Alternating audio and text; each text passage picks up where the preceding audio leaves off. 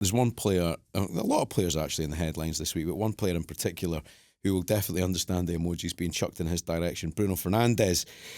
Now, you'd expect he'd have big, broad shoulders like one of the Stokeman brothers or Jeff Capes for carrying Man United for so long, but it appears that he was hurt. His feelings were hurt. So players, even at the top level, still have feelings because he felt that Manchester United wanted him to go. And that was around a Mark Clattenburg deal. It was an offer from Saudi Arabia, wasn't it? So, yeah, it's been a bit of a painful and weird time for United fans once again because he kind of is their talisman. So, how long, Joel, do you think Bruno Fernandes will stay at Carrington? Because when these things start to rumble, like Mo Salah, I mean, it's happened countless times in history, you just begin to think, are his days numbered at Old Trafford? Short answer, summer. Yes. Long answer, I wonder, I would love to hear the full snippet of that interview. Yeah. Because to me, it sounds like he's telling a story as to what had happened last year. And if that's what's happened, and that's what's happened, I'm sure that happens all the time with footballers. They consider offers. Yeah. Was Salah going to go last summer? He could have gone last summer. You know, when Mane was about to go or stay. So this happens. You know, like I think, and especially when you got the sums of £100 million in, mate. I'm sorry about your feelings. I think Bruno Fernandes is fantastic, but any player will be looking at their 28, 29-year-old going, do we cash in now or do we not? Yeah. You know, because we could rebuild. So you have to look at it from a business sense, if I'm honest with you. I do think he's probably going to go. If they get if they get the same offer this summer, he's gone. He's gone. Yeah, at that age. Yeah, I'll be surprised if it's a January one. Nah, I just because I've had these conversations before. Saudi Arabia is a difficult place to go in January because of tax implications. Oh, okay. Because what you've, as a footballer like Bruno Fernandes has done, he spent more than 90 days in the tax year in England, which means now you have to pay half your worldwide wealth back to the UK government. So when I left, I went in the April. So I was outside of that. But a lot of footballers have left. And you've got Ivan Toney. Some people were reporting that he was going to come back to the Premier League, but the numbers that he would have to pay in tax to come back into England, he would be playing for nothing. Yeah. And it's the same with Bruno Fernandes. If he goes, whatever he earns, he's either going to defer it, which is a risk, or he's going to take it and have to pay half So of it definitely back. will January, yeah. I don't think it'll be January, I think. But what I find bizarre, Bruno Fernandes is a player that Manchester United will be looking to build on. He's probably a player They're going in the right direction. because right? Bruno Fernandes, I think, listen, people criticise Manchester United. We looked 1 year ago, they were in dire straits. I think watching them against Bournemouth, they look better than they've probably done for months. Yeah, they conceded 4, but going forward, they look quite...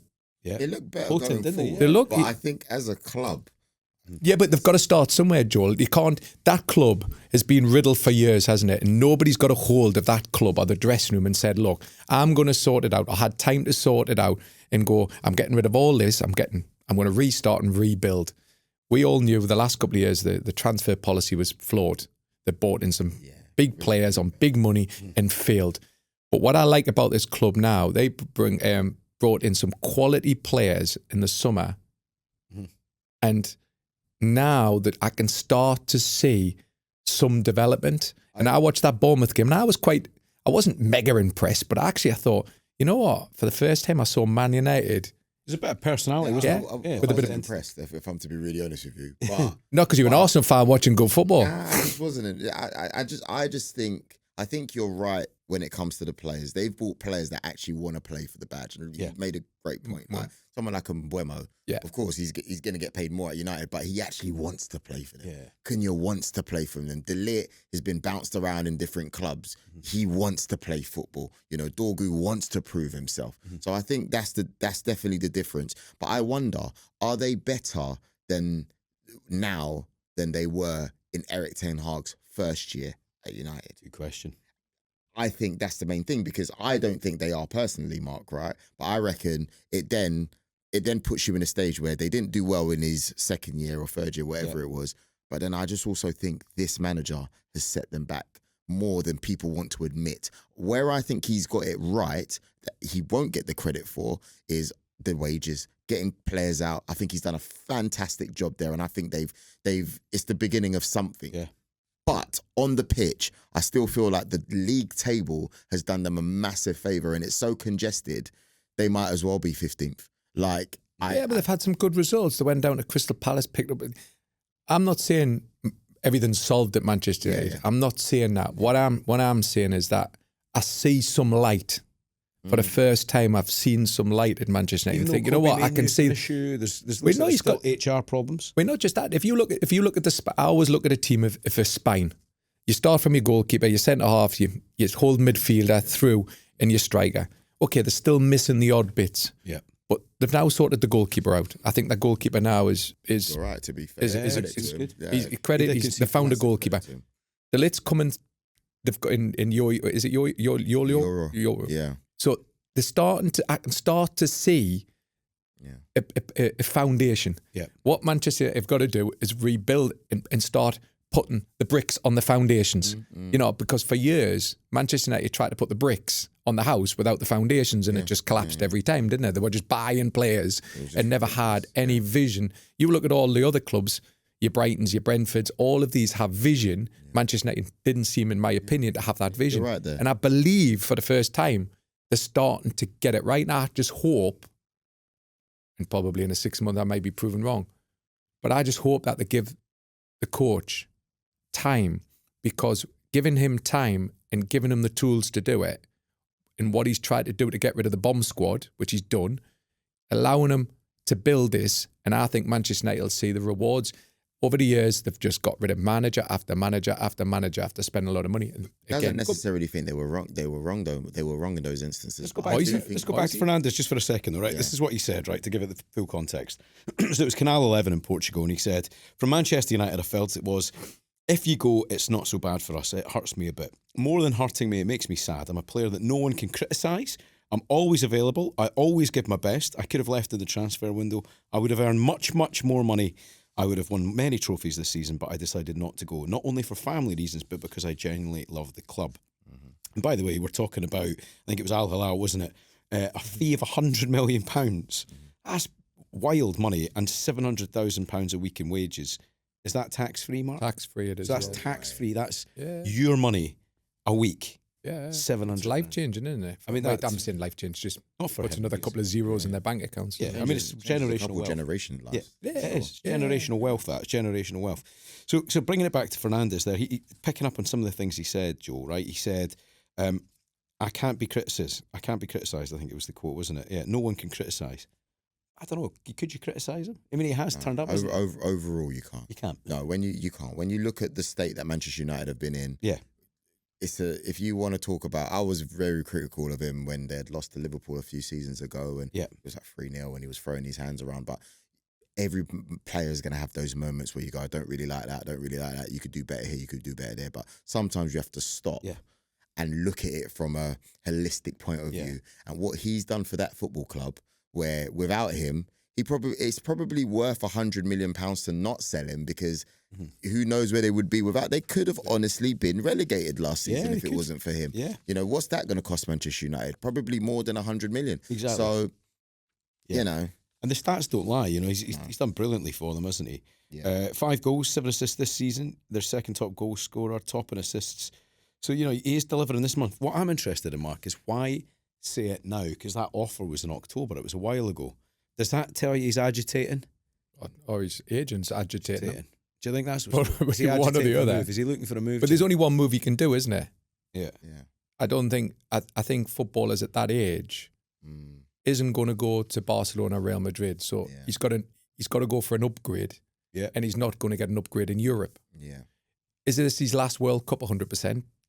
Yeah. So this is his last big moment on the world stage, and he can play football with one of his best pals, Cristiano. He spoke to Ronaldo about it, didn't he? Yeah. Said that. Yeah. Cristiano's in Riyadh as well, so that, you know, from a family point of view, cultural point of view, it suits that if he does go to Saudi Arabia. I just find it strange. He looked frustrated when I watched him after the match in Bournemouth, probably because of the result. He always looks frustrated, doesn't he? I think the result, after the way Manchester United played, he probably felt that they deserved to win it, and some of his teammates let him down around him, and he's shown his frustration by speaking out.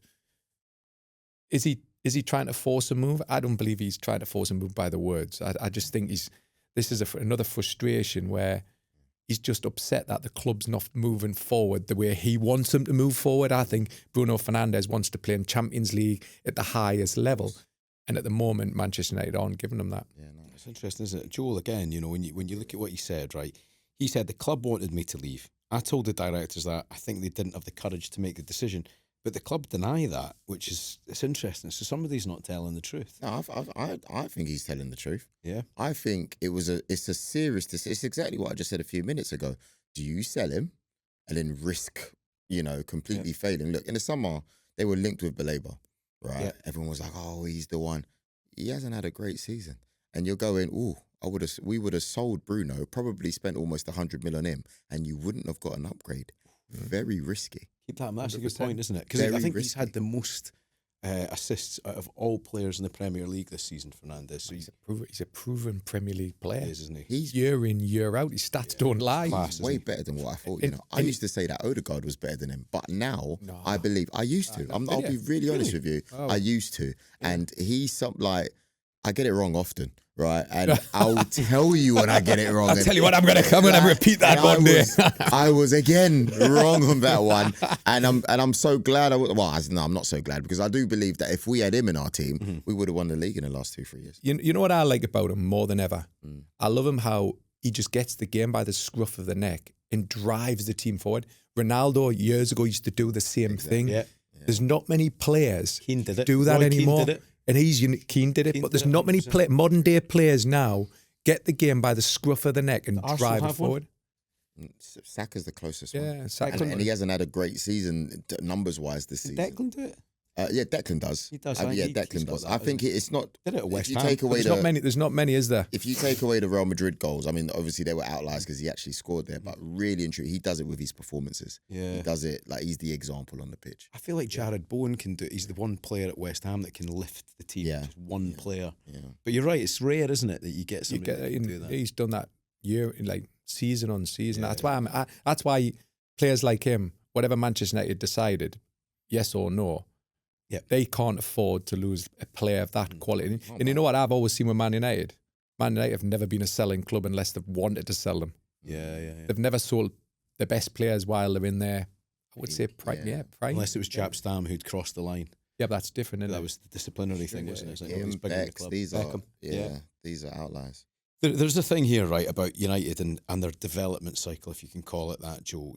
Do you just think that there's still an expectation to be right at the very top when, in fact, they're actually just still regenerating from a position that was pretty bleak? Why are we being so nice to Man United here? You don't have to be. People getting paid by United here. No. I don't know about. Listen, you can pile in as much as you like.